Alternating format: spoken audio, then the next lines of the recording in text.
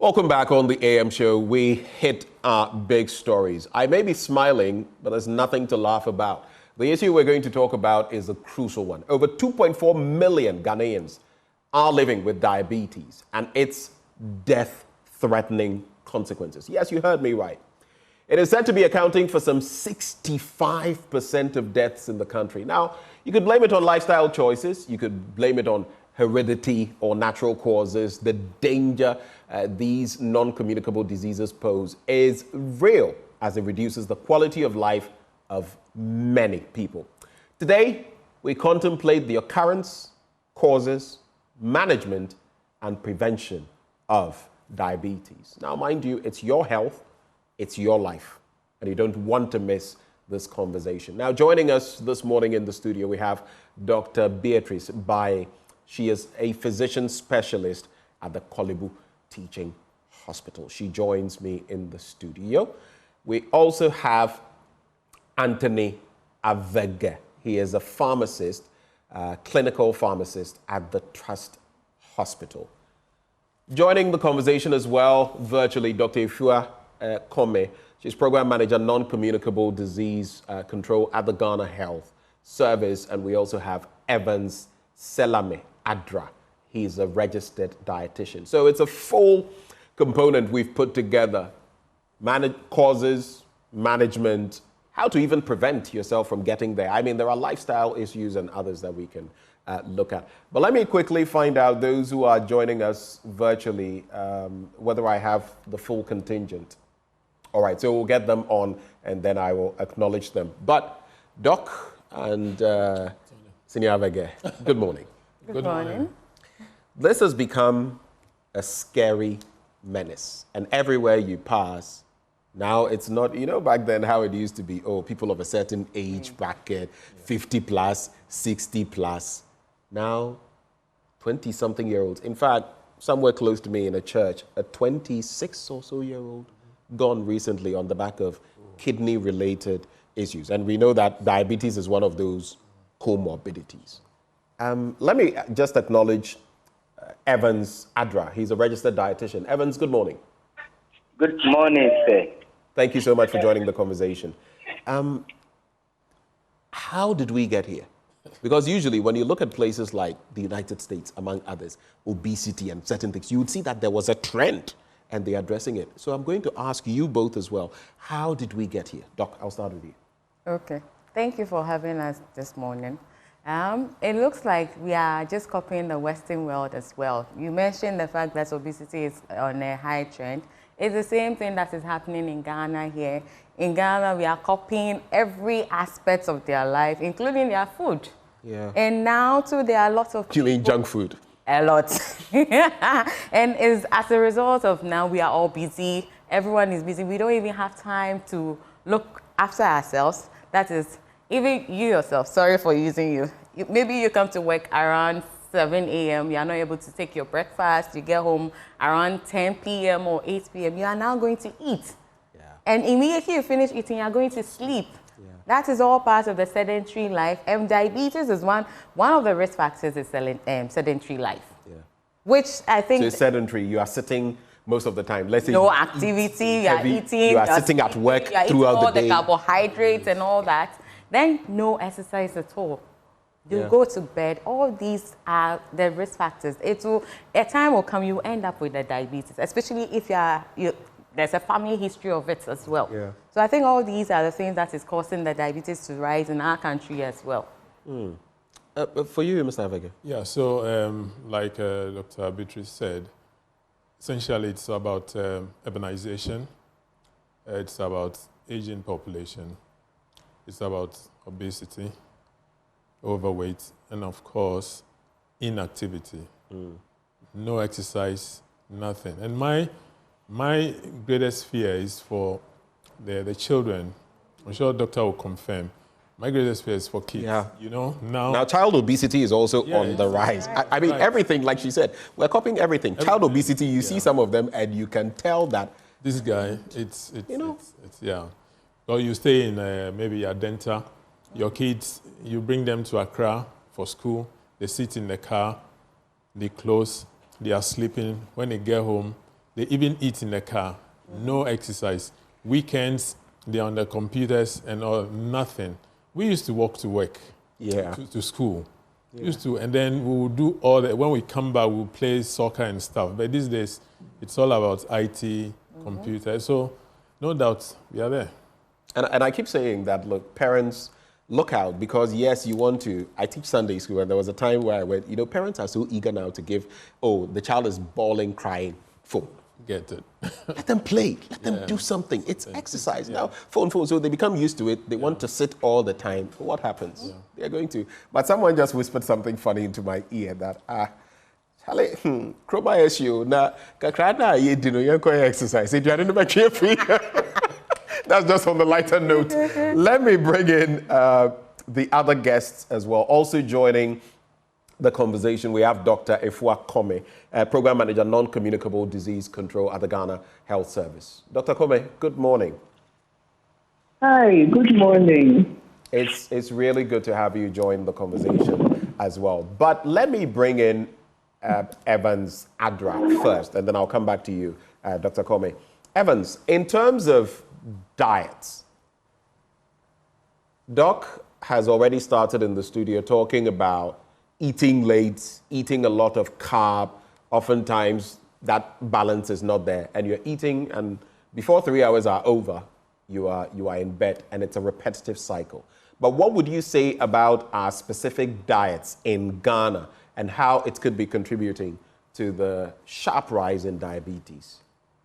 Right. Thank you so much for the opportunity. And I want to use this opportunity to say good morning to your cherished listeners and viewers across the country.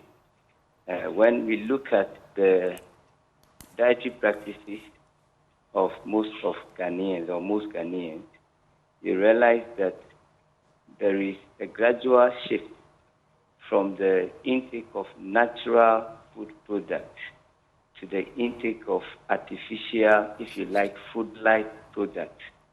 And examples, we are looking at our pastries, we are looking at our soft drinks or carbonated drinks.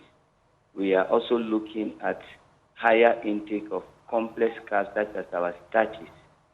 Now, the truth is that we always have to be aware of the dangers or the consequences associated with the intake of these processed foodstuffs. And so, in the days of old, we were not having so much carbonated or fizzy drinks in our system. But then, currently speaking, you realize that every provision shop, almost every provision shop that you get to, you may have some, arrangement of these carbonated drinks and so on. This is the hot dogs are hitting the market. We are looking at our shawarma hitting the market.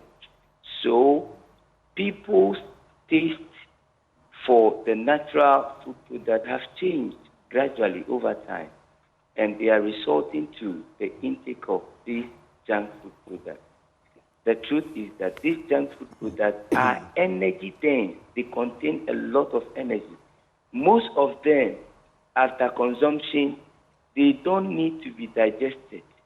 Usually, if somebody should eat kinky, eat banku, fufu, and so on, it will require between 2.5 hours to 3 hours for complete breakdown or digestion to occur. But if you take the carbonated drinks and some of the pastries, they are already in the simplest form, which we term as glucose. So the moment they are consumed, the truth is that straight away they are absorbed into the bloodstream. And once they are absorbed, you realize that the blood glucose level will go up. Insulin comes in to convert them to immediate storage, which has to do with our glycogen. Then you are looking at short-term storages, such as the fat and then the cholesterol. So the continuous consumption of these junk foods increases people's energy intake, which in most cases are not utilized. Every individual has, a 30 calorie amount of calories to be consumed in a day. So the more we isolate ourselves from the intake of our vegetables, our fruits, our seeds, our nuts, and so on. And we are resorting to the intake of these junk food products, our energy intake will increase. Then we are not, doing any activity as it used to be in the old. Doc mentioned that we are sedentary all along. So there will be a pile-up in terms of the energy. Fat will come in, cholesterol will come in. People will put on, which has to do with obesity and overweight. And obesity is at the center, just as has been mentioned by Doc earlier on.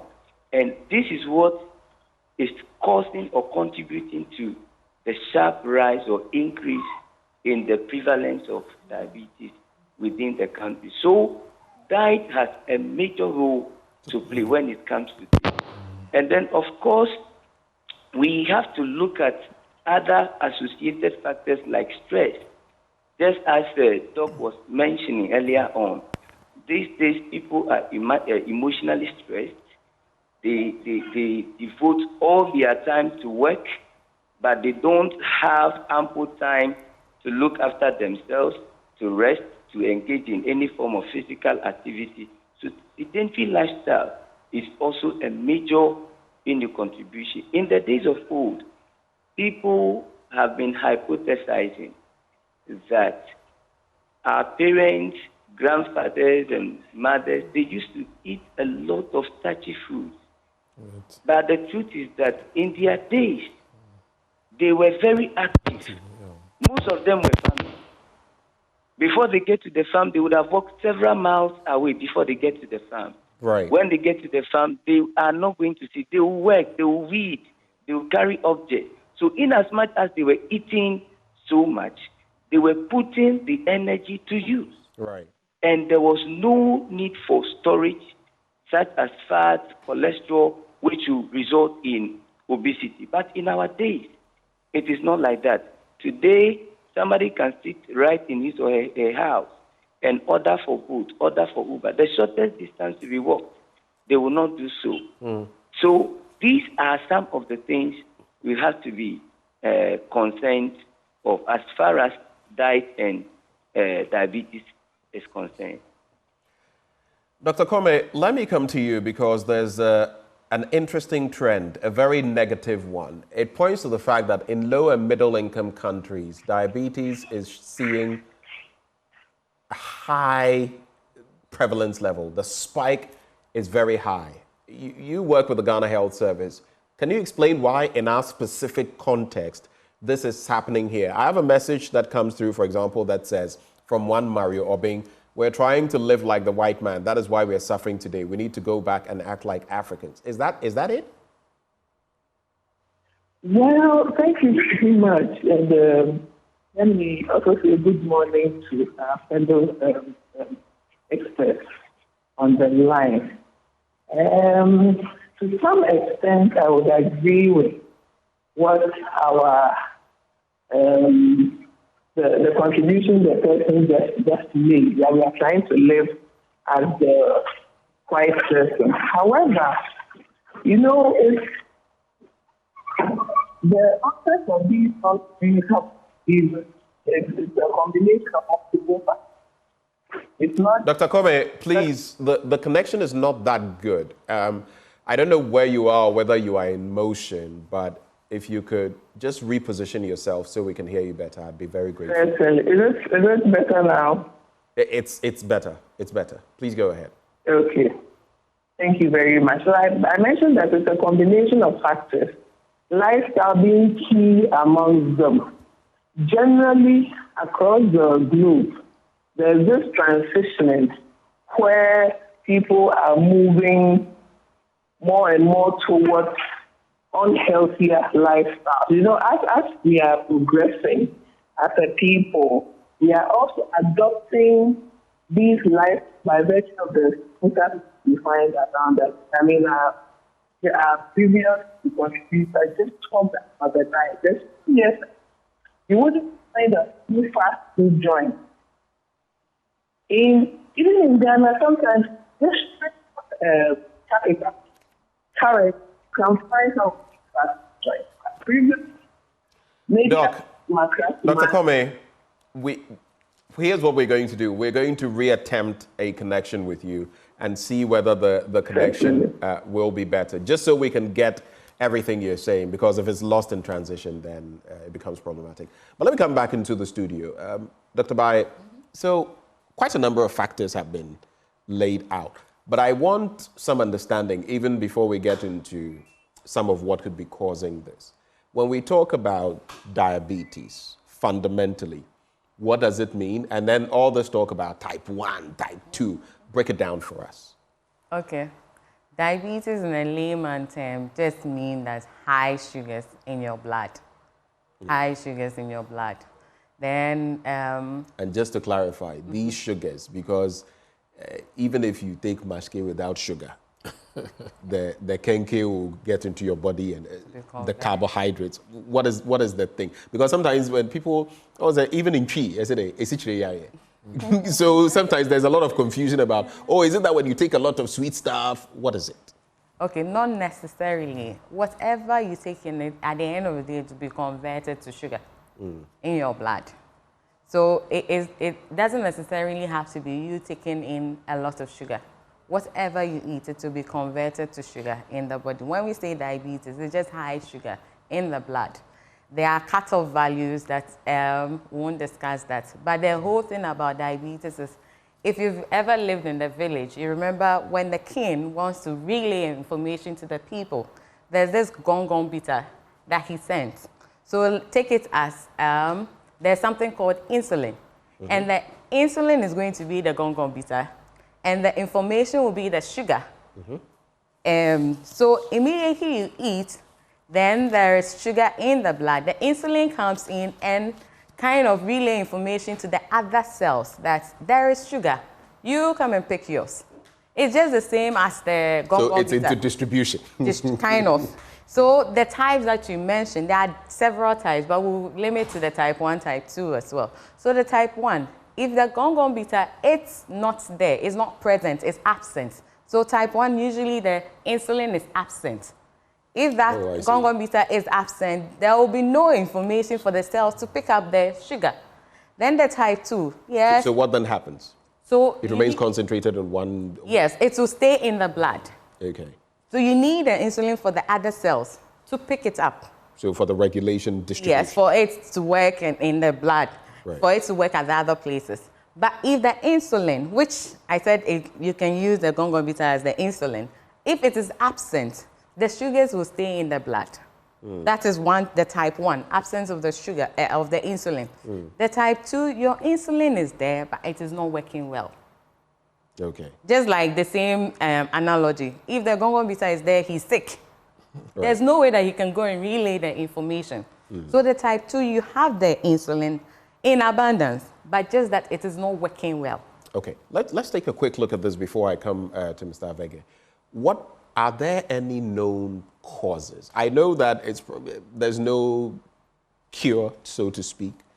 It could be inherited, but what are the core triggers as medical doctors that you are seeing, the patterns? We've spoken about some of them. What are the others? That's for you still. Oh, okay. Just briefly before I go to Mr. Avege. So with diabetes, we have this thing that we call modifiable risk factors and then non-modifiable. The non-modifiable, there's nothing you can do about it. If there's a family history of diabetes in a third-degree relative, you're at risk of having it. Wow. Yes, it runs in the family. There are some genetic aspects of it. Then also the mere fact that you're race, there's nothing that you can do about it. Right. But the modifiable risk factors, that's the ones that we've spoken so far. That's the diet, the fact if you have hypertension, that one it can be controlled with medications. Then if you have high cholesterol, that one can be controlled with medications as well. Sedentary lifestyle, which we've mentioned. Exercising. That one too, there's something that you can do about it as well. Are Africans more prone? I know some cancers like prostate issues, are we more prone? And yes, the matter is becoming, are we more prone? Yes. We are, unfortunately. So even more reason for you to take care of yourself. When someone's likelihood is, let's say, 30% and yours is 50%, you know that you have to put in more. But let me come to you, Mr. Abaget. Then it comes to dealing with some of these from the medical perspective. Are there even any medications that sometimes we take, unfortunately, that could give us issues that could lead to diabetes? Oh, yeah, that's true. There are, yes, quite some number of medications. That which comes readily is the steroids. Steroids? Yes. You know, like I think recently I heard in the news, we're advising the women to stop bleaching with steroid creams and stuff. Yeah, so if you abuse, if you're on steroids for quite some time, yeah, your sugars are bound to step up. So, so you are bleaching and you are diabeting at the same time because you are calling on diabetes to approach you. Yes, yes. So that is one thing we need to look at. So if the doctor was prescribing a steroid for you, because it's been managed by a doctor, you are sure that the doctor balances the act, you know, so that you do whatever necessary. So if you abuse steroids, you are in for trouble. Then, of course, some other medications that can make you, especially those who are at risk, can push you into that bracket. Otherwise, the number one culprit is steroids. So beyond that, I'm sure some people too would be curious because unwittingly, sometimes people take stuff, and this is where over-the-counter drugs, you have to be careful because you may be taking something and it's pushing you somewhere before you realize it. You're on the cusp of diabetes. Can you give us an idea, even if you don't want to mention specifically, what are some of these? Are they over-the-counter drugs? No, actually, steroids, you wouldn't... No, not the steroids, the other bits that you... No, not exactly, but you see, these days, like if you go to a pharmacy, people who work hard, the construction staff, big-time farmers, I mean, those who do physical job, they'll come... When I used to work a lot in a community, they'll say, they call it some way. So they'll give you... I even thought you were going to mention tramadol because people don't... No, they'll give you a prednisolone, they give you some Indocid, they give you something, you take it, and the next day, it's like you never had pain, so you go back to work. And if you do this constantly, then you know you are in trouble. Wow. So basically, that is it. Steroids, of course, are not over-the-counter medications. Right, I know. So, but, you know, people go around, abuse, cut corners. You know, these days, you know, just like every profession is having some Mensa in there, you go to pharmacies, sometimes they don't ask all the necessary questions. Right. You need this, you are given. You need that, you are given. But, well, you are trying to work out something like that. So, I think Doc also... You know, I always say, funny, it's like joke. You know, at the diabetes clinic, I said there's one thing you can do to reverse your diabetes.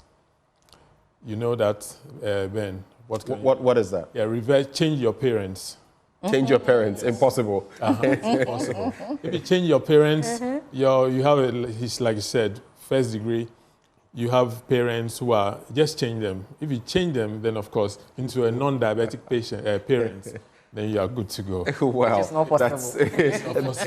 He's subtly telling you that it is what it is. And maybe those as well who want to build muscle mass and you're doing steroids, you might want to watch it because you build the muscle and you take it to an early grave. Yeah. God forbid. Let me bring back Dr. Kome. Can you hear me, Doc? Yes, I can. Okay, I'm sorry about the connection and how it's been acting this morning. We have no control over that. I was asking a question about the spike in low to middle income countries and at least from the perspective of the Ghana Health Service, what do you see in the specific case of Ghana?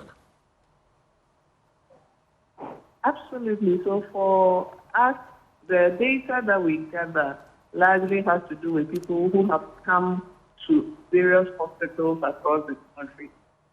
So you have about district hospitals, health centers come together with the clinic, both public and private facilities. So large, we cover quite a size of majority of us across the country. Recently, hospitals started providing COVID health. and you can see the test across the numbers that report that these kids are going together. Hey, Dr. Kome, I'm sorry I have to do this again. Still, the connection is not. I even just had to check from the studio whether my guests could also hear you. It appears we can't hear you well, and I don't know. But I'll let the technical team get on this one more time. We'll see how we can remedy the situation. I sincerely apologize for that. Please hold for us while we work on that. Let me bring in Evans Adrah. So, in some instances, if it is hereditary, you're in a fix. There's not much you can do. At least that component disadvantages you. Then you must look at your diet. You must look at other factors to try and stay safe. Beyond what you've mentioned, on the dietary level, our staples in Ghana, we take a lot of carb. But how can you make the carb work for you? Are people taking balanced diets? We have so many carb-related diets, the TZs, the fufus, the kokontes, everything, rice, everywhere you go, carbs.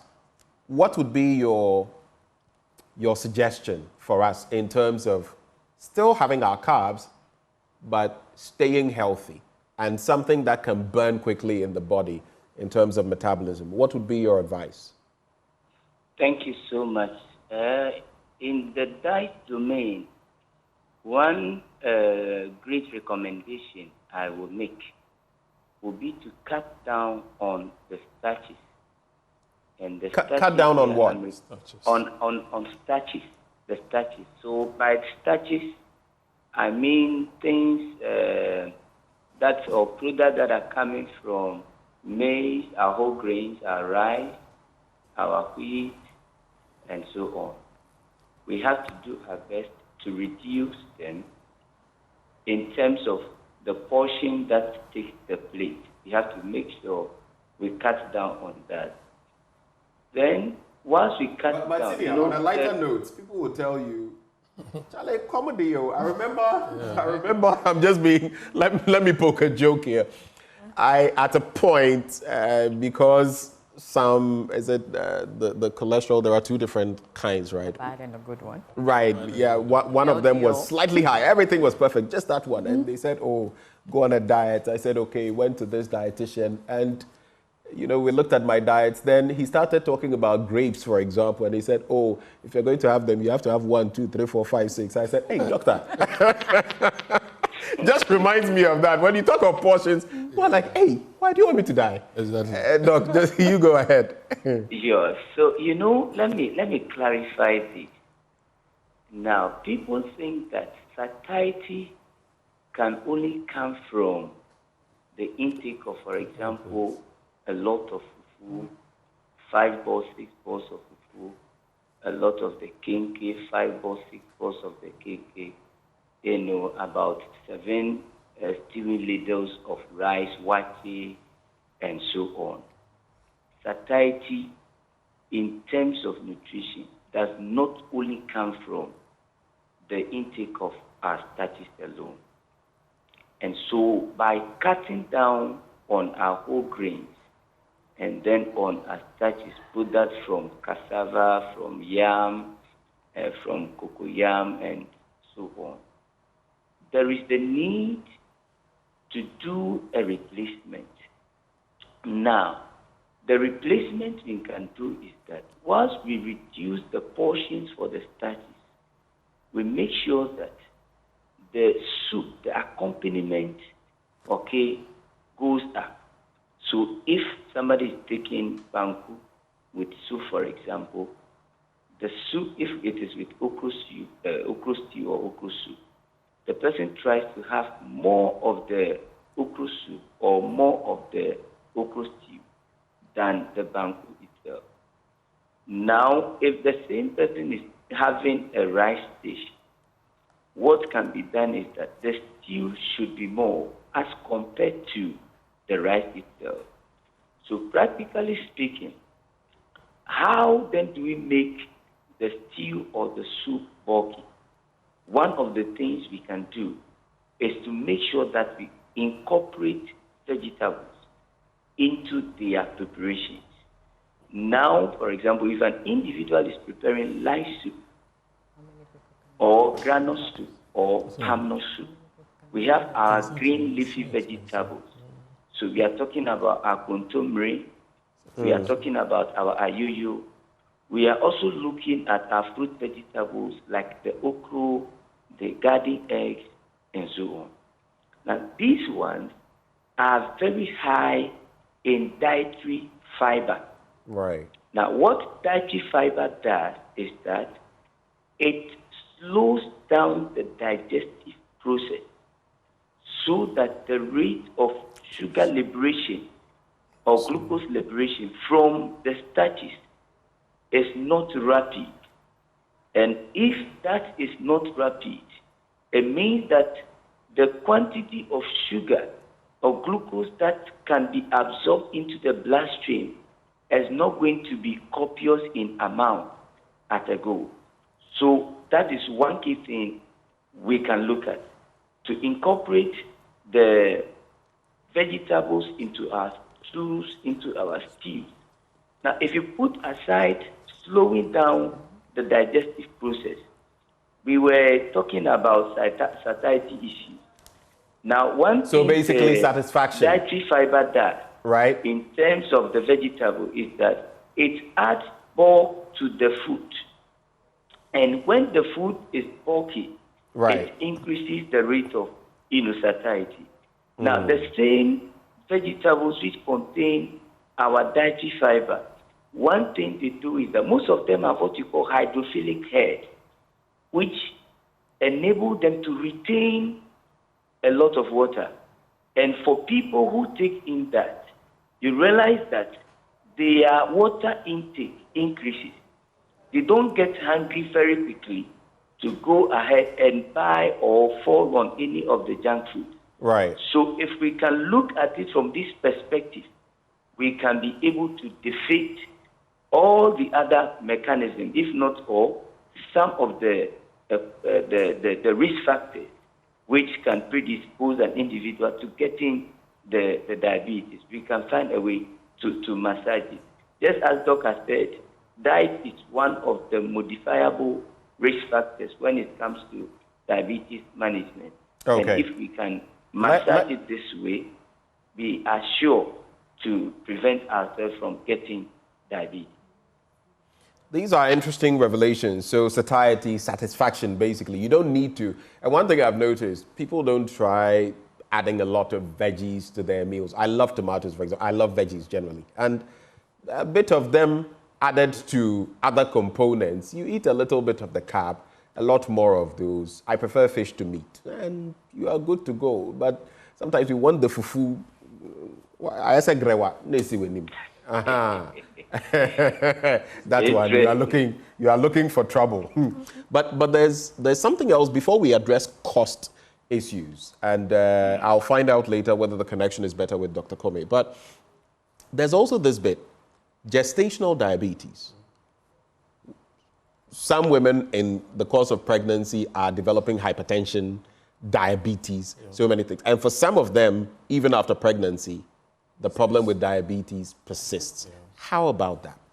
Okay, so the gestational diabetes just mean that they are usually diagnosed during pregnancy.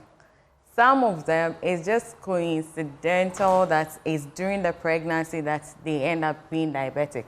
Probably they were diabetic, but it just happened that they went to the hospital and it was during the pregnancy that they had it. That one will be pre-gestational. But there are some, it's just the mere fact that you're pregnant. There are some hormones that are released during the pregnancy that makes the insulin not function properly. Yes. So eventually they end up being diabetic in pregnancy. Right. And if it's indeed just the gestational diabetes, when the baby comes out, it's resolved in a certain percentage of patients, but others it persists. So here's what I'm curious about. Someone may have the hereditary whatever, but the person doesn't have it yet. But by virtue of getting pregnant, those triggers come in and then the person ends up with it. Is that also an explanation? Yes, we can use that as well. Hey, now wow. Anyway, Mr. Avege, so there's also the bit about cost. Dealing with these illnesses, non-communicable, yes, but there's a whole lot in there. So the different stages of dealing with diabetes, what are the cost factors to take stock of? As for cost, hey, the way you started is not encouraging. yeah, not at all. It's a big issue. But yesterday I was talking to a colleague of mine who they deal directly with, bringing the medications to town, and he was telling me there are 19 lines of tax. Okay, so 19 lines of taxes you need to. 19 lines of taxes on medication imports, on imports. Wow. So whether you import A or B, inclusive medications, 19. Then of course, our CD, the way it misbehaves. So if you take those two things, obviously, then it boils down to the fundamentals. So essentially, cost because of taxes, cost because of our CD that depreciates uncontrollably. So if these two things can be adequately taken care of, then we are sure that, it can be somewhat affordable. Otherwise, and what also happens is that in trying to cut costs, others also try to bring in things that may be cheaper. Like Dr. Bayo will tell you, the person goes out to buy those cheaper things, and he or she comes the next day, and the A1C is like... So worse off. It's worse off. Are we talking here when you say cheaper? Is it just maybe the components that are not there, or are we talking generic versus...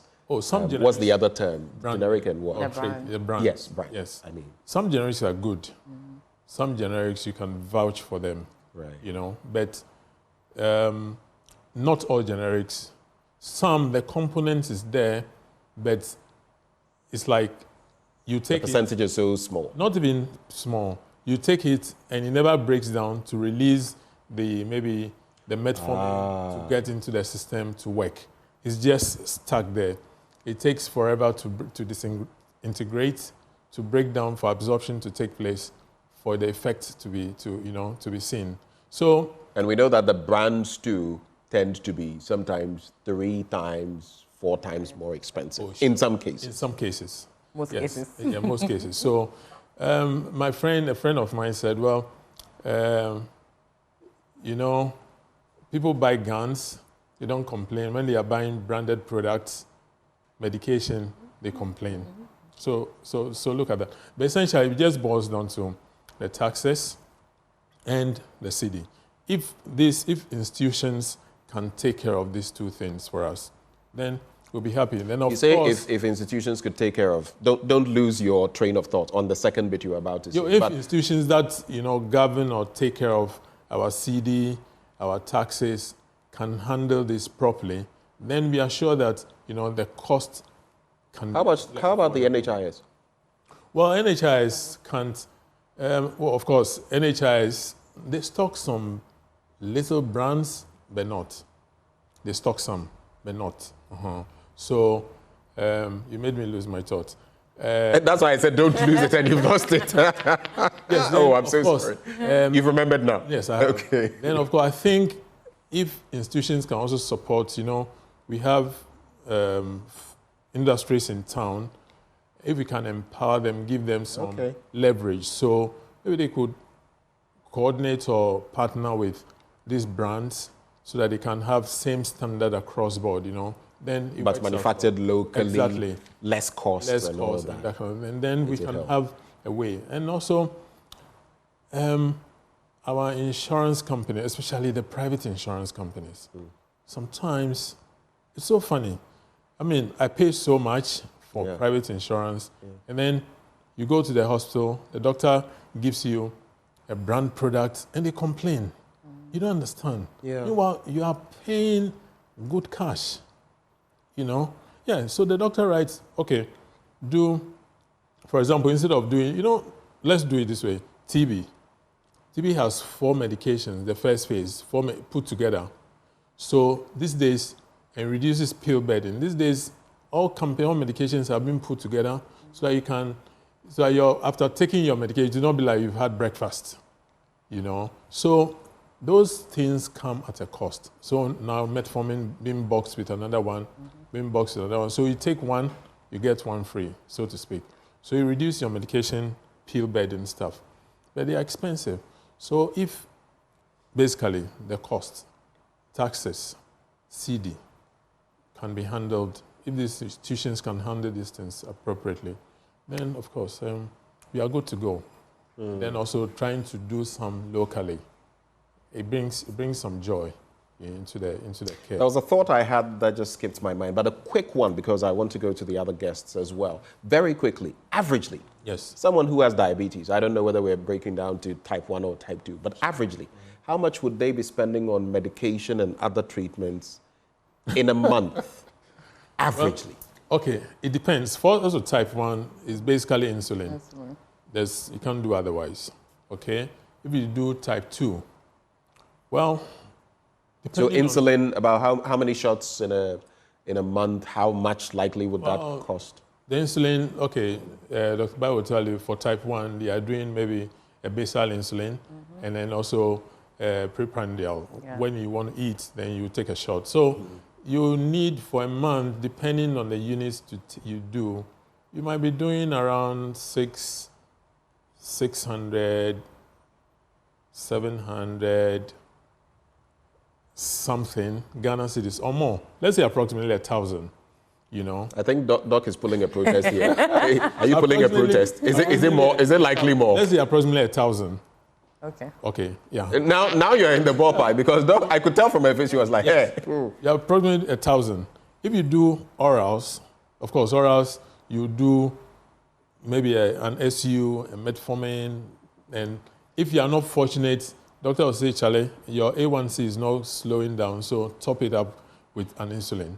Then your guess is good as mine. And if you have this, and that's the next issue I'll be going to, if you have diabetes, and it also gives you kidney-related matters.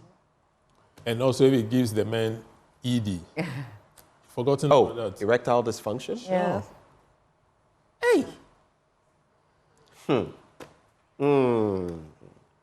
Take care of yourself, because the thing, where they go.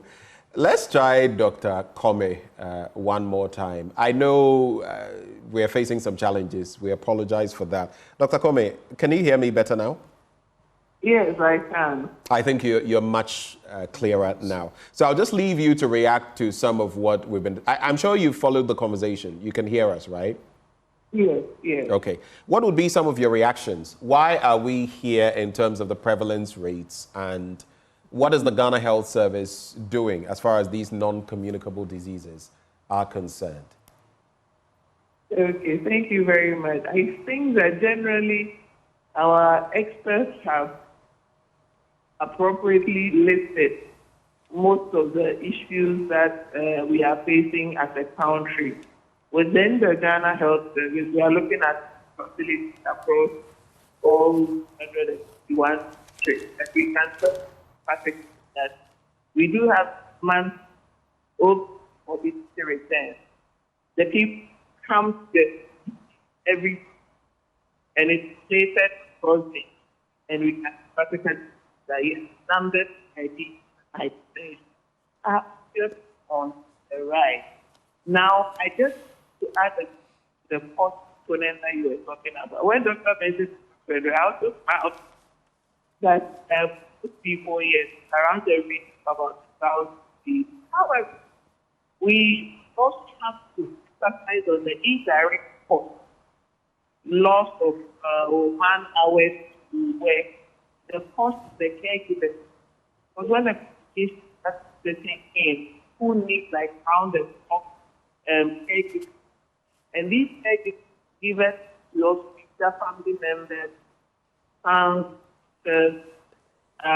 parents or relatives who also dedicate their time to care for sick persons. And while they are doing that, they've also neglected their work, they've also left their families, and there's so much emotional strain the case as well. There are times where the caregivers are coming up with things such as surgery. Yeah, it's an emotional drain on them. So their blood pressures are going up. If you are not lucky, and their blood sugars are behaving, their diabetes is also going to set. By virtue of the fact that now they are so a core piece of the care being provided the primary patient. So the first sort of why there is, I couldn't agree with doctors. The least can do as a country for our patients is to ensure at least the cost of their medicine is adequately brought down. Such that what's the point somebody may have these hypertension and you tell them for life? The fear, how affects the money? Because they are any medicine for life. Unfortunately, there are voices in the community that are also preaching still. So they, when somebody the loudspeaker blasting messages that if you have some obscure it, and the doctor is telling him that, oh, this money can be managed. Obviously, I will start looking at alternatives.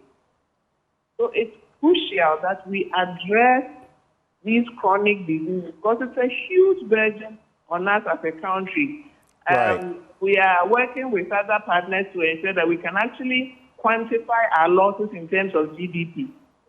Now we are just talking numbers, but it has a lot more implications on our system. So as a service, we continue to engage partners, we continue to create the awareness. But believe it or not, we are in Team Campo in the Bono East now, creating awareness on diabetes and hypertension and training the primary health care providers. Even some health workers up to now do not believe children can get diabetes. Health workers. So if the person... Did you just say health workers? Health workers, yes. Where did they train? Ask me again. So it's crucial that we continue to create the awareness and sensitize our forebearers who are supposed to be in touch with the community to let them know that these signs and symptoms could be, you can be seeing them in children. And when you see it like that, kindly refer them to the specialist so that the child can get some help. If these people do not know what they are looking out for, obviously, that's a major problem. Make any headway up. Dr. Kwame, it's extremely and really need to ramp up the education, especially for diabetes. I just have a brief follow-up on this matter. We know that on average, 1 in 4 adults in Ghana has hypertension. How are you dealing with that? It's like a concomitant effect, right? One leads to the other, and if you are not careful, your kidney also goes. So it's just a free flow. How are we dealing with that aspect of it? Certainly, for the hypertension bit, it's much easier. Currently, you realize that people are engaged more in this health talk. People are engaged more in these keep fit activities or trying to improve our physical inactivity. The education is ongoing. However, there are other people who already have the high blood pressure, but they do not know. So we are working seriously to ensure that we can institutionalize routine screening for adults. The National Health Insurance just last month started the processes where they are going to cover routine adult screening at least within your birth month. Okay. So when your birthday is in, let's say, July, for me, then I'll just walk into any health facility and tell them I want to have my adult screening done.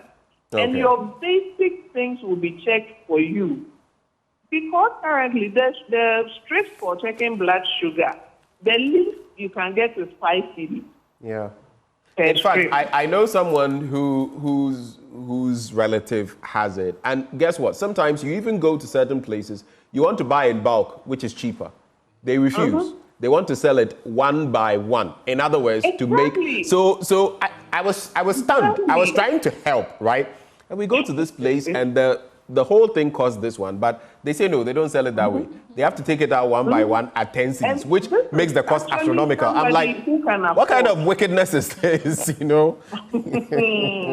So all partners, we really need to let all partners realize that it's not just about the commercialization or the selling of the strip. But Right. these are life-saving interventions. When you go beyond our urbanized centers, that 5 cedis is somebody's daily wage. Yeah.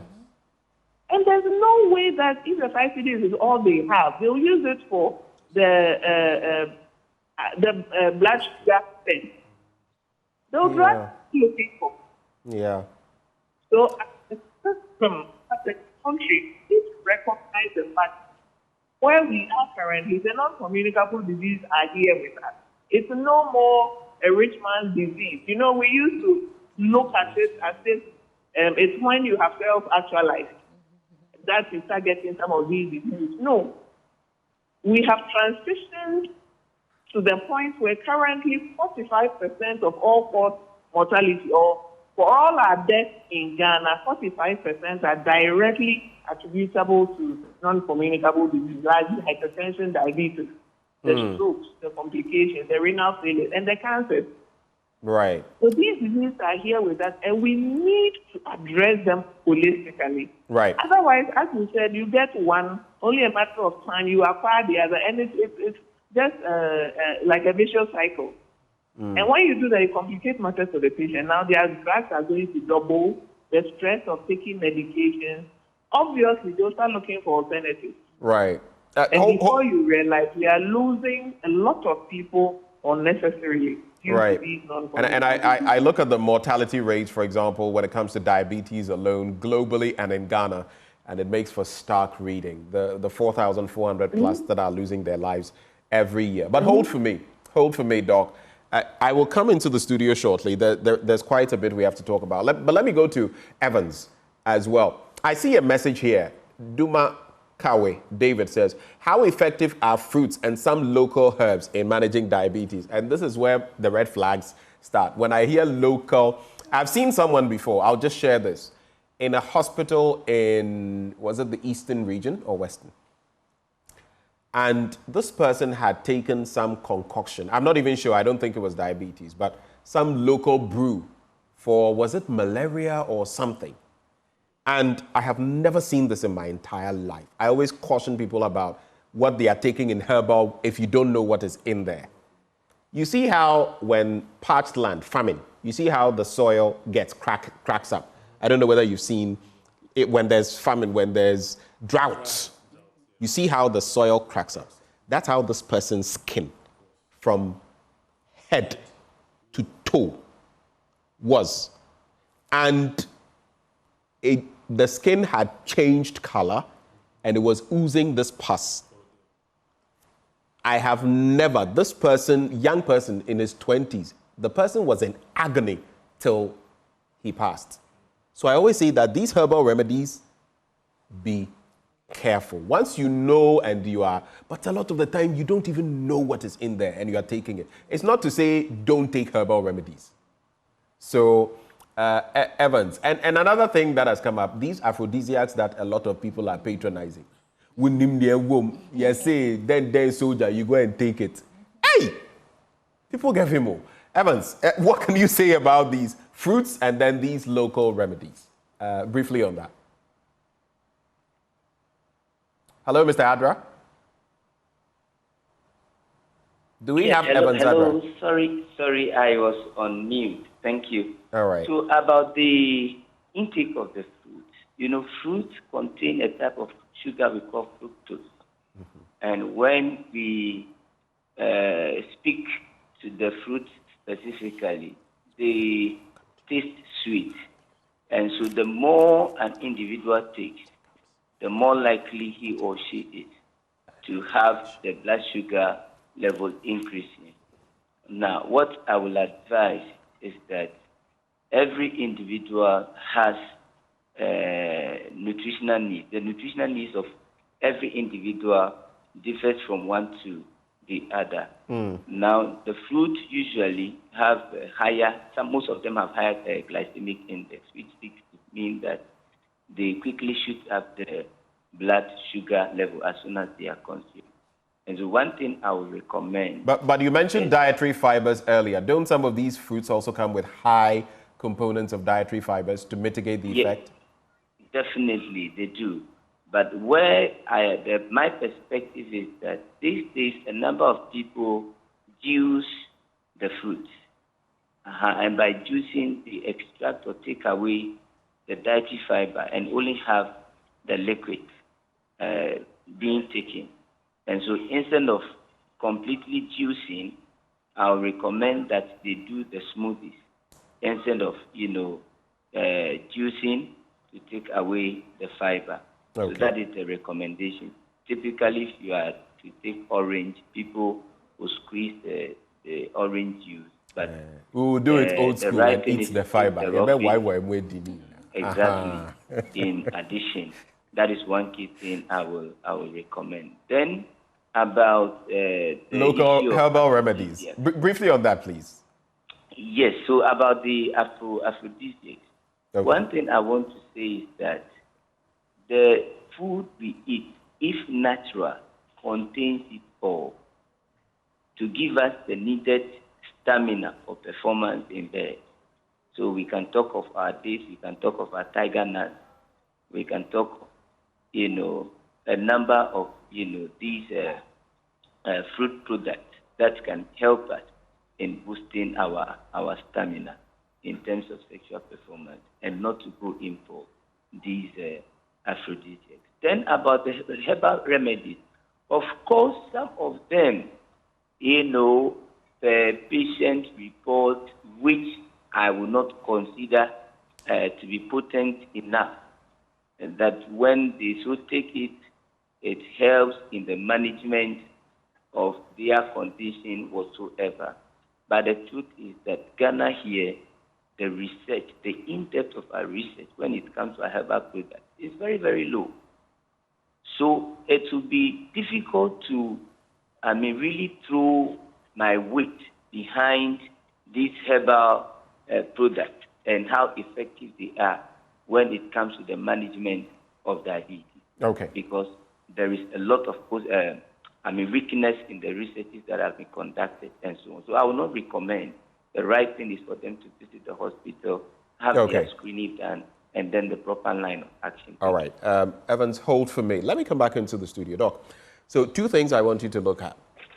It is also known that Yempe checkups, we don't like having checkups. Partly too, they will say it's a cost thing. Now, they'll tell you that, hey, but checkup now may almost say, so people would rather avoid it.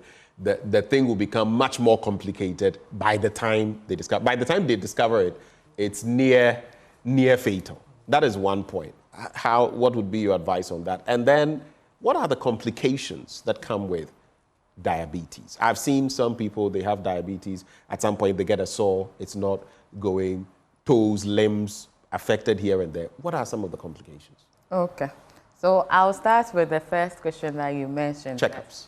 So usually diabetes, as compared to when you have malaria, that you have the symptoms that will prompt you to go to the hospital immediately, diabetes is not like that.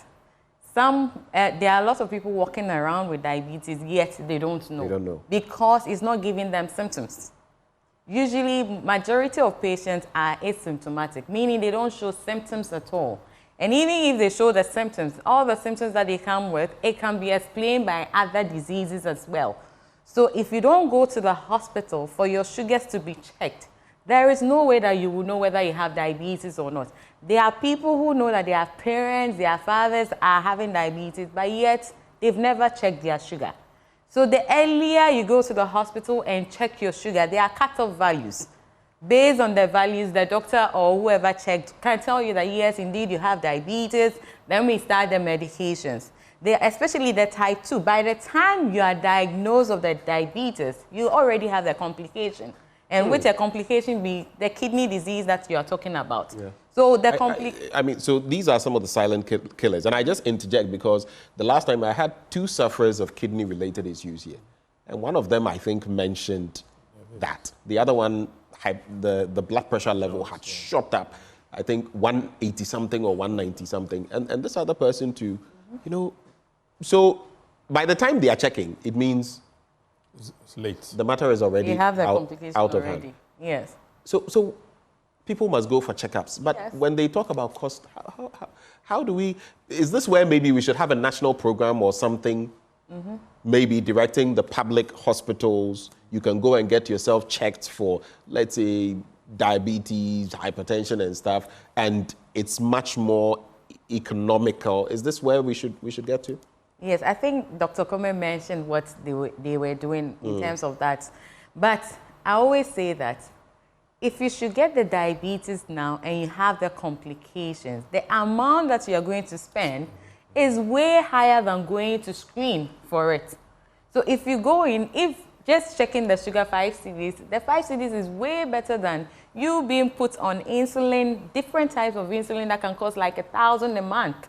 So everyone, at least those who have the risk factors, just walk to a hospital and get your sugar checked.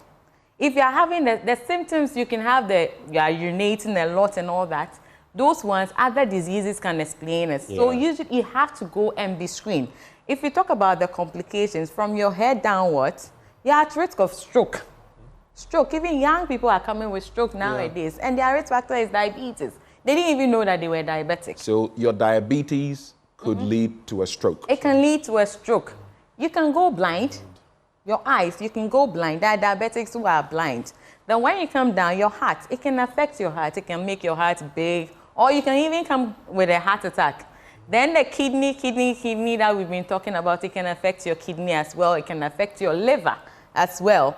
Then he mentioned the fact that it can lead to erectile dysfunction as a male. It can't do that. There are people who are amputated. You're not making some men happy out there. They are not pleased with what you are saying. Sorry about that, but it can lead to that. That is the reason why you have to go in as early as possible for it to be screened, so that we can start the medication, we can start the treatment as early. Then when it comes to the leg, there are people that you see that they have their legs have been amputated. Yes, diabetes can lead to that as well. Even acutely, if your sugar should go up, you can even come with coma. That's acutely. You can go into a coma. Then also you can come with, as far as we don't want the sugars to be so high, we don't want it to be too low as well. That is the hypoglycemia. You can have that as well. So diabetes, usually my boss always said is a holy trinity. Diabetes, hypertension, and the cholesterol, they are always together. The fact that you have one, you can usually have the other as well. So go to the hospital as early as possible. You don't need the symptoms before you go to the hospital. Just go check your sugars. If they are above the levels, we can start the management as early as possible. You know, our body's there, and we're wrapping the conversation up in the next few minutes, but you always want to maintain a balance. That's what I've learned. Blood pressure, if it's too high, problem. If it's too low, problem. Sugar levels, if it's too high, problem. If it's too low, problem. Take care of yourself, because it's...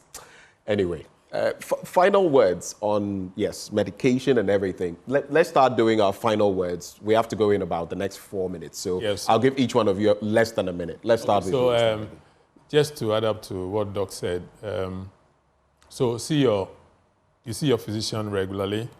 Then you see your eye doctor at least twice in a year. Then you see your dentist twice in a year. I wanted to mention this. You also know that you mentioned the insurance companies. Yes. There's a problem in there. Oh, sure. They want to focus on malaria and other things. But if you're going to do anything to do with your eyes or dentistry, they cover like 1%, 2%. So you are left with. So a lot of people have the insurance, but they can't go for because it's too expensive. Yeah. So, and then also, of course, we avoid herbal medications. Herbal medications, you avoid them.